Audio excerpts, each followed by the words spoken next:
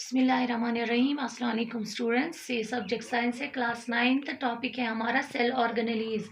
There are various important cell organelles present. Membrane bound cell organelles present in the cytoplasm, जिनमें से endoplasmic reticulum, Golgi apparatus, mitochondria, plastids, lysosomes. तो आज हम start करेंगे endoplasmic reticulum से।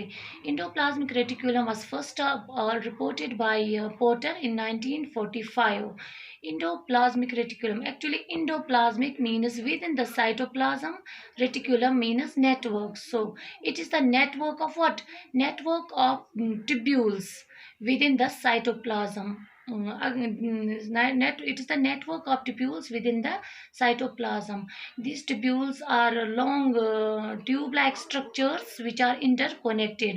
इनको बोलते हैं जो लॉन्ग ट्यूब्यूल्स हैं, दिस एक्सटेंड न्यूक्लियस के मेम्ब्रेन से एक्सटेंड करते हैं, स्टार्ट होते हैं अप टू प्लाज्मा मेम्ब्रेन तक होता है इनका network. So it is the network of tube like structures और tubules within the cytoplasm. ये ट्यूब लाइक स्ट्रक्चर्स जो है इनको बोलते हैं cisternae. Cisternae are interconnected with each other. Cisternae में inside there is a space.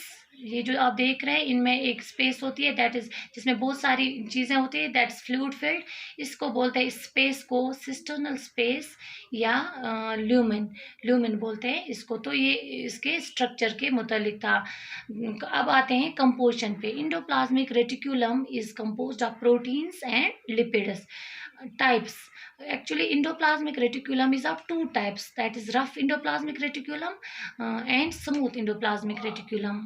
Rough endoplasmic reticulum, जैसे कि आप देख रहे हैं कि अगर हम इस एंडोप्लाज्मिक रेटिकुलम को अंडर माइक्रोस्कोप देखते हैं तो यहाँ पे जो डॉट शेप्ड स्ट्रक्चर्स दिख रहे हैं दीज आर राइबोसोम्स. यानी रफ एंडोप्लाज्मिक रेटिकुलम के सरफेस के ऊपर राइबोसोम्स होते हैं.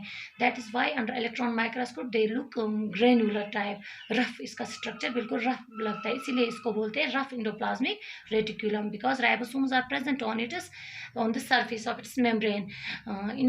और स्मूथ इंडोप्लाज्मिक रेटिकुलम जैसे आप देख रहे हैं ये बिल्कुल स्मूथ ट्यूब लाइक स्ट्रक्चर्स है, ट्यूब्यूल्स है, इसको बोलते हैं it has no ribosomes present. इसके ऊपर या वेसिकल्स के ऊपर राइबोसोम्स नहीं है. अब आते हैं इसके फंक्शंस पे. Smooth endoplasmic reticulum and rough endoplasmic reticulum के फंक्शंस पे. जनरली अगर हम बात करें तो endoplasmic reticulum it provides skeletal framework to the cell structure. ये सपोर्ट करता है, it provides skeletal framework to the cell. और ये प्रोवाइड करता है ट्रांसपोर्ट फॉर पाथवे. ये एक पाथवे प्रोवाइड करता है for transport of material. Nucleus से अगर मटेरियल को दूसरी सेल में जाना हो तो ये थ्रू इंडोप्लाज्मिक रेटिकुलम के थ्रू पॉसिबल है. अब आते हैं बाकी फंक्शंस पे. Smooth endoplasmic reticulum number first इसका इंपॉर्टेंट फंक्शन है sense of lipids. Smooth endoplasmic का मेन फंक्शन है इट सेंसाइज लिपिड्स में भी फास्फोलिपिड्स, कोलेस्ट्रॉल. जैसा कि हमने पढ़ा है कि plasma membrane is made up of lipids and proteins या डिफरेंट सेल ऑर्गेनेलीज के मेम्ब्रेन होते हैं that are made up of lipids. So all lipids are synthesized by smooth endoplasmic reticulum. Second function है डिटॉक्सिफिकेशन ऑफ ड्रग और chemicals.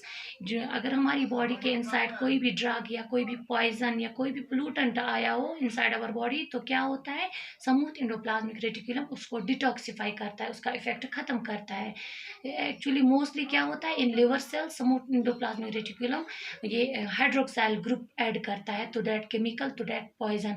जब poison को hydroxyl group add हो गया तो क्या बनता है वो बनता है वाटर सॉल्युबल. जो ही वो वाटर सॉल्युबल होगा तो वो पानी के साथ इजीली एक्सक्रीट हो जाएगा. ओके उसके बाद फंक्शन है storage of calcium ions. Smooth endoplasmic reticulum plays an important role in storage of. ये स्टोर करता है कैल्शियम आयंस. जैसा कि हमें पता है इंशाल्लाह नेक्स्ट लेक्चर में हम पढ़ेंगे कि कैल्शियम आयंस बहुत इंपॉर्टेंट होते हैं मसल कंट्रैक्शन में. यानी मसल कंट्रैक्शन एंड रिलैक्सेशन में कैल्शियम आयंस बहुत इंपॉर्टेंट रोल प्ले करते हैं. उसके बाद एक और function production of hormone. Smooth endoplasmic reticulum is responsible for production of different hormone जैसे sex hormone, steroids, sex hormone जैसे एस्ट्रोजन, टेस्टोस्टेरोन एंड कॉर्टिसॉल भी ये प्रोड्यूस करता है. अब आते हैं rough endoplasmic reticulum. Rough endoplasmic reticulum चूंकि इसको राइबोसोम्स अटैच्ड है, इसके सरफेस पे होते हैं, तो इनका मेन फंक्शन है protein synthesis. Rough endoplasmic reticulum is mainly involved in protein synthesis. तो वो एक और फंक्शन है transport of material. It also help us rough endoplasmic reticulum help us in transport of material. जैसे यहाँ पे प्रोटीन बन गया, से फॉर एग्जांपल यहाँ पे प्रोटीन बन गया, तो ये प्रोटीन वाला वेसिकल यहाँ से बर्ड ऑफ हो जाएगा, ये हो जाएगा बर्ड ऑफ. जो ये बर्ड ऑफ होगा दैट कैन ये विजिकल मेम्ब्रेन बाउंड विजिकल, इसमें प्रोटीन है, तो यहाँ से बर्ड ऑफ हो गया, तो क्या होता है, या तो ये गोल्गी एपरेट्स के पास जाएगा, गोल्गी एपरेट्स के पास जाएगा, वहाँ पे ये मॉडिफाई हो जाएगा. से गोल्गी एपरेट्स ने इस प्रोटीन को मॉडिफाई किया, तो इसको कार्बोहाइड्रेट ग्रुप ऐड किया, बन गया है ग्लाइकोप्रोटीन. फिर यहाँ से अच्छा गोल्गी एपरेट्स से वो निकला ग्लाइकोप्रोटीन, तो वो यूज़ कर सकती है सेल ग्लाइकोप्रोटीन. या फिर ये विजिकल जो प्रोटीन कंटेन जिसमें प्रोटीन है वो जाएगा मेम्ब्रेन के पास. अगर मेम्ब्रेन में, क्योंकि मेम्ब्रेन की सिंथेसिस में प्रोटीन्स बहुत ज़रूरी होते हैं. इसके बाद आते हैं हम गोल्गी बॉडीज़ पे. Second cell organelle that is Golgi bodies. Golgi bodies were first of all discovered by Camillo Golgi in 1898. इसीलिए इसका नाम पड़ गया है गोल्गी बॉडीज़. गोल्गी पढ़ो या गोल्गी एक ही बात है. को ये भी एक इम्पॉर्टेंट मेम्ब्रेन बाउंड ऑर्गेनलीज है in an eukaryotic cell. Actually Golgi body consists of a set of membrane bound vesicles, fluid filled vesicles, vacuoles and flat nut sac like structures. That is flat, these are flat nut sac like structures called cisternia, which are cisternia are stacked together in parallel rows. ये जो है they are stack together in parallel rows. तो क्या होता है, ये हमने देखा इंडोप्लाज्मिक रेटिकुलम में भी सिस्टर्निया है, यहाँ पे भी सिस्टर्निया है. अब थोड़ा ये ऑलमोस्ट लगते तो स्ट्रक्चर से सेम है, लेकिन यहाँ पे जो इंडोप्लाज्मिक रेटिकुलम में जो सिस्टर्निया दैट आर फिजिकली कनेक्टेड. आप देख सकते हैं ये एक दूसरे से कनेक्टेड है, लेकिन यहाँ पे जो है दे आर नॉट कनेक्टेड, ये यहाँ पे फिजिकली कनेक्टेड नहीं है.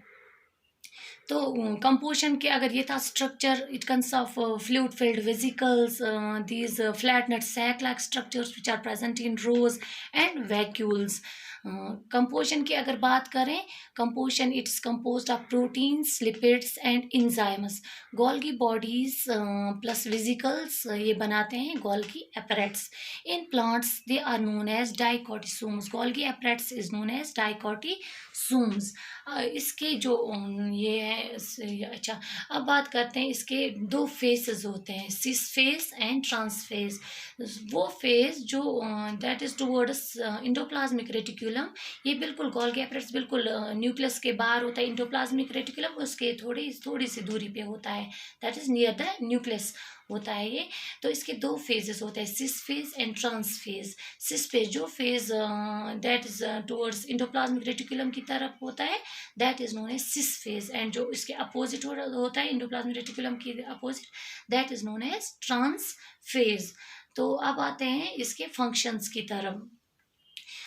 Golgi apparatus is responsible for transporting, modifying and packaging proteins and lipids into vesicles and dispatches them to intracellular targets or extracellular targets. जो Golgi apparatus का main काम है that is ये ट्रांसपोर्ट करता है, modify करता है एंड फिर पैक करता है प्रोटीन्स.